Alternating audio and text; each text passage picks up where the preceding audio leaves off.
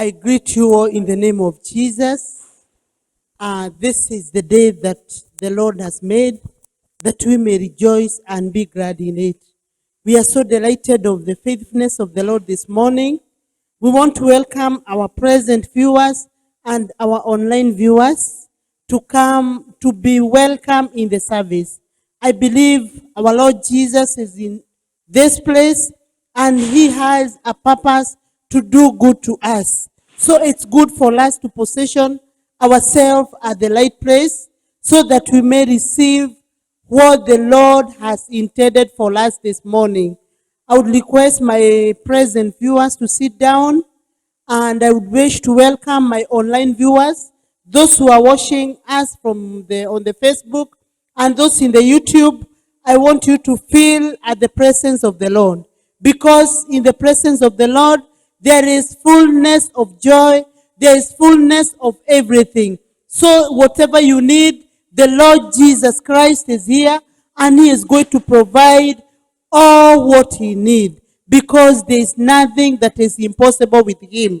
I want to continue with the topic that I had the other time, the topic about studying on the promises of God.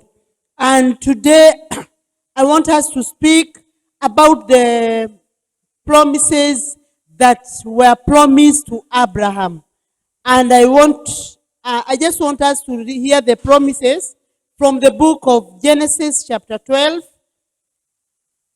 Let us pray for the word. Abba Father, I want to thank you because of the word. Thank you, Jehovah Lord, because you have put a word in me concerning your blessings upon your people, O Jehovah Lord. And Jehovah Lord, it is your will that we may be encouraged to stand on your promises, which are yea and amen. How I thank you, because your word is going to minister with great power. I want to thank you, Jehovah Lord, because you are so concerned of each and every person who is going to hear your word. Thank you, Jehovah Lord, because you enable us to have the grace to wait on your promises, to stand on them and see your faithfulness. Thank you, Jehovah Lord, because great is your faithfulness. Morning by morning, your mercies are new. I want to give you praise for each and everything. It is in Jesus' name I do pray and give thanks. Amen. I want to start, before I go to what I want to speak about Jacob, I want to speak about the blessings of Abraham, the blessings that God gave his servant Abraham. Abraham was a man, before his name was changed to Abraham, he was called Abram. And God called him. And this is what told him. In the book of Genesis chapter 12, and I'll start from verse 1. This is what the Bible says. Now the Lord had said to Abram, get out of your country, from your family, and from your father's house, to a land that I will show you. Verse 2, I will make you a great nation.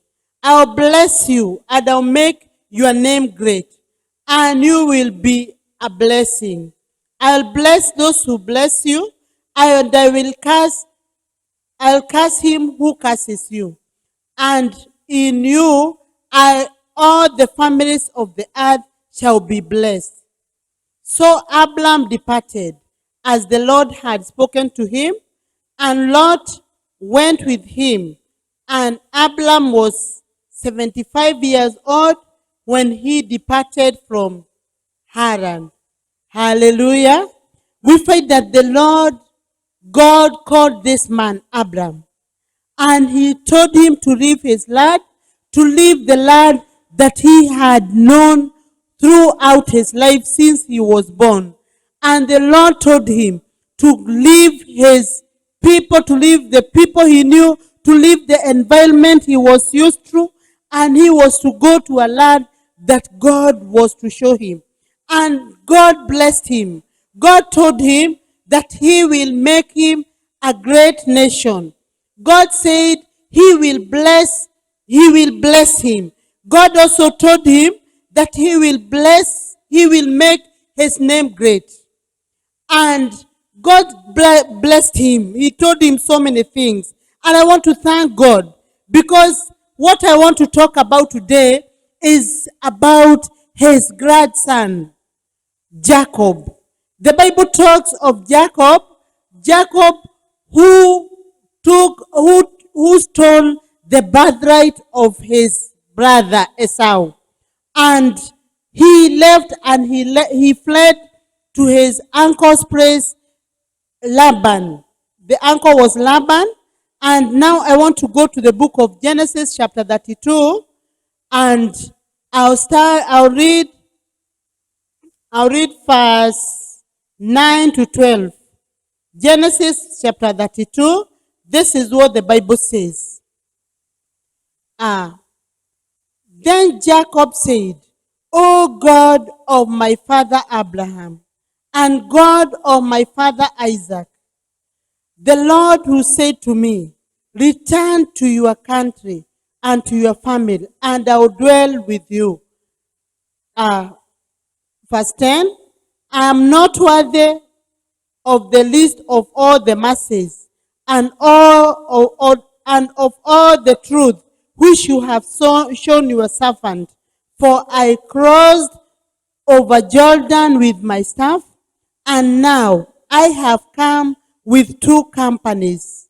Deliver me, I pray, from the hand of my brother, from the hand of Esau, for I fear him, lest he come and attack me, and the mother with the children. For you said, I will surely treat you well, and make your descendants as the sand of the sea, which cannot be numbered for multitude. Praise God. We find that this is a grandson of Abraham. And this grandson of Abraham, he knew that his grandfather had been promised blessings, and he stood on the promises of God.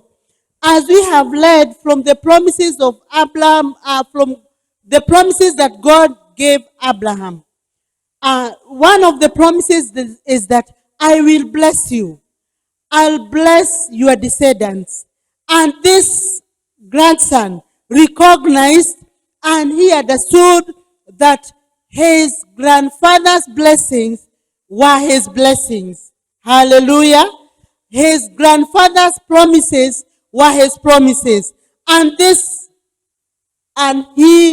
when he recognized and understood that his grandfather's blessings were his, he stood on God's promises. Hallelujah. Jacob knew what God had promised. And that is why in the book that we have read, we are hearing that he is claiming his promise. He is saying, you promised to give me the land. Hallelujah. Jacob had been meditating on the promises of God for years. And he finally he made sure that he stood on those promises. And we find that what he was saying, he was reminding God that you promised to protect me. And this is what I'm praying, that you may protect me, that I may be safe from my brother, because he had realized what he had done. He had taken the birthright of his brother, and he was fearful. Like any other person, somebody who has done something wrong, it is always good to be, somebody might somebody might have fear in him, but it is good to have confidence. It is good to have confidence in God, because the moment we have confidence in the promises of God, God will surely help us, and God will enable us to receive his promises. Jacob knew that he had a destiny, and that is why he stood and waited on God. I want to read a verse in the book of Psalms 119. It is still talking about standing on the promises of God. Psalms 119, and I'll read verse 103. Is it 103? Yes, 103. Psalms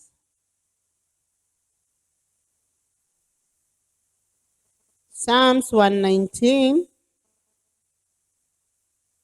I'll read verse 103. This is what the Bible says.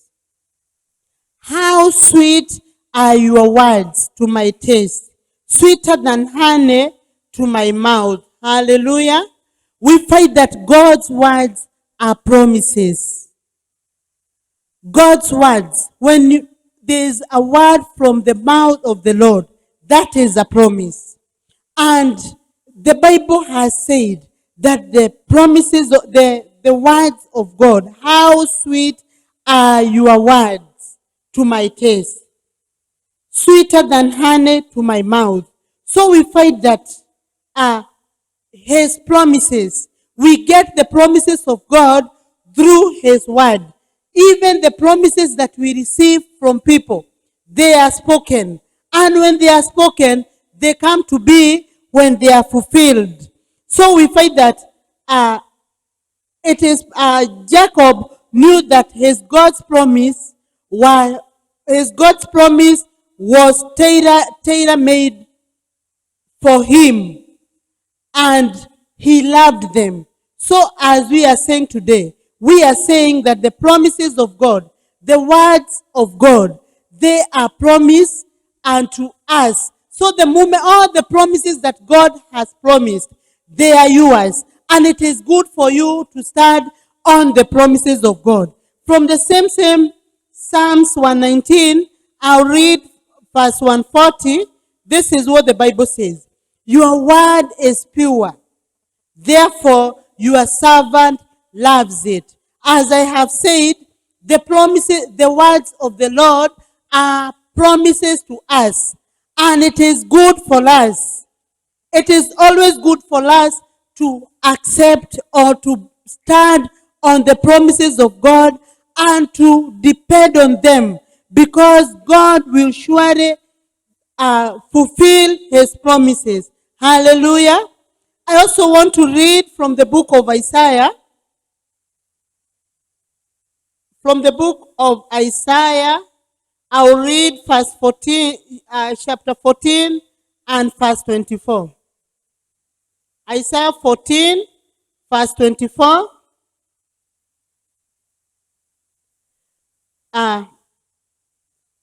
Let me read verse 24. The Bible says, the Lord of hosts has sworn, saying, surely I have thought, so it shall come to pass. And I have purposed, and so it shall stand. Hallelujah. So we find that what God has purposed, what God has shown, God has shown, it's what God has purposed and what God has shown. It is a promise. And it is good for every believer to stand on the promises of God, because our God will keep his promises and he will never change. I also want to read from the book of the same Isaiah 41, and I'll read from verse 8. This is what the Bible says. But you, Israel, my servant, Jacob, whom I've chosen, the descendants of Abraham, my friend, you whom I have taken from the ends of the earth, and called from its farthest region, and say to you, you are my servant, I have chosen you, and have not cast you away. Fear not, for I am with you. Be not dismayed, for I am your God. I will strengthen you. Yes, I will help you. I will uphold you with my righteous right hand. Behold, all those who are risen against you shall be ashamed and disgraced. They shall be as nothing, and those who strive with you shall perish. You will seek them and not find them. Those who contented with you, those who war against you shall be as nothing, as an existent thing. For I, the Lord your God, will hold your right hand, saying to you, fear not, I will help you. Verse 14 says, fear not, you warm Jacob, you men of Israel. I'll help you, says the Lord, and your Redeemer, the Holy One of Israel. So we find that those are promises of God. And we find that the promises of God will stand. And it is good for every person to know these promises of God. And as you know them, it is good to stand on those promises. I'm looking at this at Jacob. Jacob had lived in the uncle's place, and his uncle Laban had really, he did so many things to mistreat Jacob. Because one thing, we find that when he was there, we find that what happened is that Jacob wanted to marry his Rachel.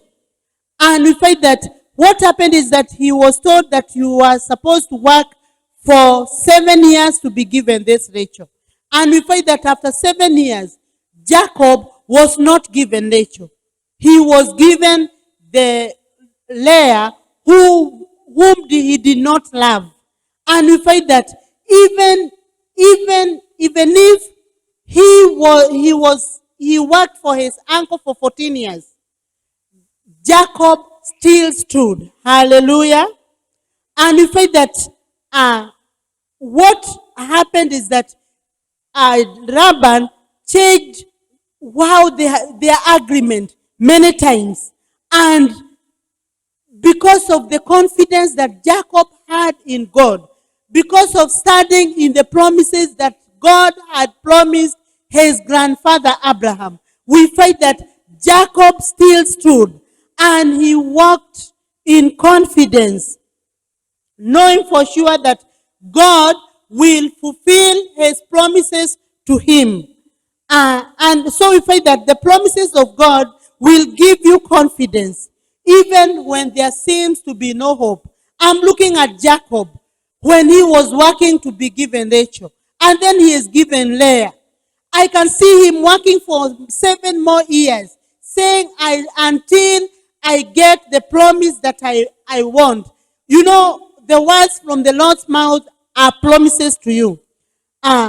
So we find that even if you are victimized, like the way Jacob was victimized by his uncle Laban, it is good to stand on the promises of God. And Laban changed the last 6 years. Laban changed his compensation many times in order for him to take advantage against to take advantage of Jacob. But we find that Jacob still stood. And it is where we have read where Jacob was making a prayer to God and telling him in the book of the Genesis we have read, and telling him that he needed his deliverance. And I want to thank God because for us, we are living in better promises. Hallelujah. Because the Lord Jesus is in our lives. And the covenant that we have, it is better than the covenant of Abraham. Because our covenant is written in our hearts. Hallelujah. I want to read from the book of Psalms 145. I'll read verse 13. Let me read verse 13. This is what the Bible says. Your kingdom is an everlasting kingdom, and your dominion endures throughout all generations. Hallelujah. So we find that the kingdom of our God, it endures for all generations. So in the book of Hebrews chapter 8 verse 5, Hebrews chapter 8 verse 5, this is what the Bible says.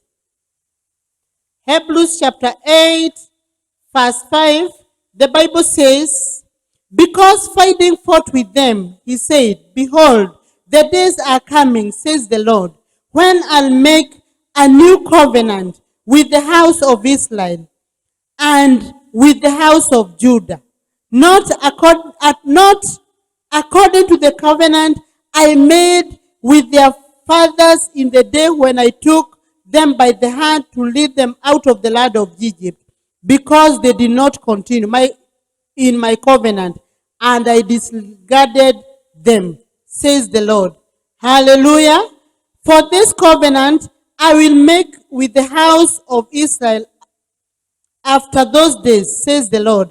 I'll put my laws in their mind and write them on their hearts, and I'll be their God, and they shall be my people. Hallelujah. That's why I'm saying we are living in a better covenant, because the covenant that we have, the covenant with Jesus, it is written in our minds and also written in our hearts.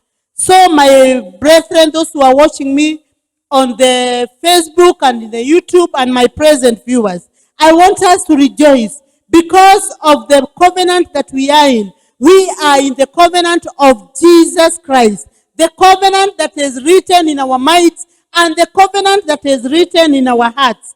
I also want to read from the book of 2 Peter, chapter 1, and then I'll read verse 3 and 4. This is what the Bible says. Verse 3, 2 Peter chapter 1, verse 3. As his divine power has given to us all things that pertain to life and godliness, through the knowledge of him who called us by his glory and virtue, by which have been given to us exceedingly great and precious promises, that through this you may be partakers of the divine nature, having escaped the corruption that is in the world through lust. Hallelujah. So we find that we have his divine power that has given us everything that we need in this life. Hallelujah. And godliness through our own knowledge of him. It is good for us to know the word of God, because in the word of God, that is where we receive his promises. And his promises, as we said, his promises are yea and amen. And we find that what the Lord has done is that he gave the Lord Jesus all for you. So I want to give a chance to the people on the Facebook and the YouTube to get these precious promises. to get the promises and the new covenant that is supposed to be written in our mind and also in our hearts. So, if you have never given your life to Jesus, I want to give you a chance so that you may have a relationship with God through Jesus. I want to read you to this prayer. Pray, Lord Jesus, I have realized that I'm a sinner. I give you my life. Come into me. I desire that the new covenant will be written in my heart so that I may live a life that is full of godliness. Thank you, Lord Jesus, for salvation. Thank you, Jesus. Amen. Now that you have given your life to Jesus, I desire that you may live a life worthy the calling of Jesus. Our Lord Jesus gave his life all for you. So my viewer, desire that the Lord Jesus may dwell in you richly. And he can only dwell in you richly by knowing the word of God. So I request you that you may join a church, a Bible-believing church, and grow in the Lord. And if you live in Bombolulu, you can always come to the Apostles' Church because we are here teaching the word of God. We will help you to grow in the Lord. You are there. Could be you are sick. You might be struggling with the habit that you have tried to live, but you are not able. I want to speak to you so that you may be able to stand on the promises of God. It is God's will to give you life and to give you in abundance. So if you are sick, wherever you are, in a hospital bed, in your home, I want to pray for you. I want to pray for those people who are backslidden. The Lord Jesus, his mercies are new this day. So I want to make this prayer for those who are down, those who are downcasted, those who don't know what to do. Our Lord Jesus is still on the throne, and his promises are yea and amen. Let me pray for you. Abba Father, I pray for my viewers. Thank you, Lord Jesus, because you gave your life for us. Thank you, Lord Jesus, because even before we became sick, you provided for our healing. By your stripes, we were healed.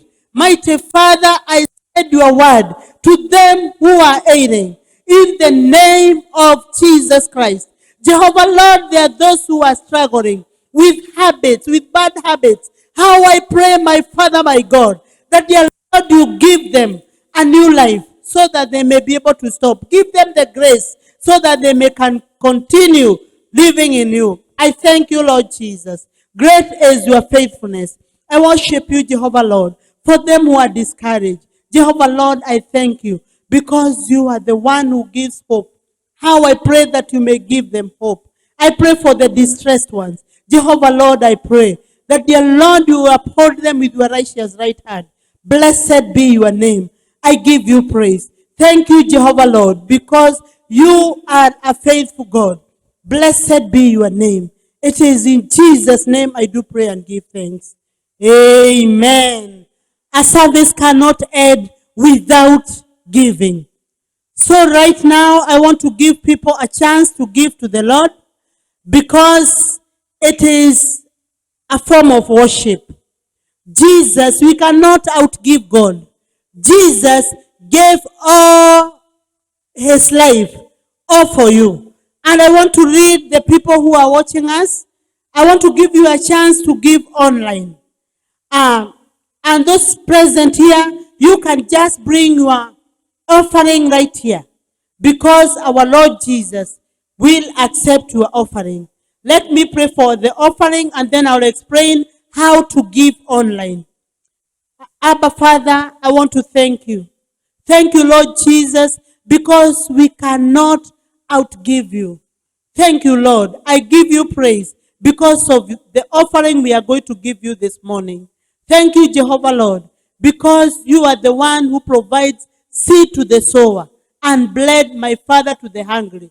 I pray, my Father, my God, as people give to you, Jehovah Lord, you will bless them according to your word. Thank you, Jehovah Lord, because your promises are yea and amen. I worship you and I bless your name. Receive all the glory and all the honor. In Jesus' name I do pray and give thanks. Amen. My present viewers, you may bring your offering right here. But for those who are giving online, go to your M-Pesa, Lipa na M-Pesa menu, click on Pay Bill, and the business number for the church is coming right on your screen. Please give using that pay bill number. Then for the account, enter what you want to give. If it is tithe, write tithe. If it is offering, write offering. And the name that comes there for the account is the Apostles Church. God bless you so much. We love you so much, and we shall continue from there. Shalom, shalom, shalom, shalom. Blessed day.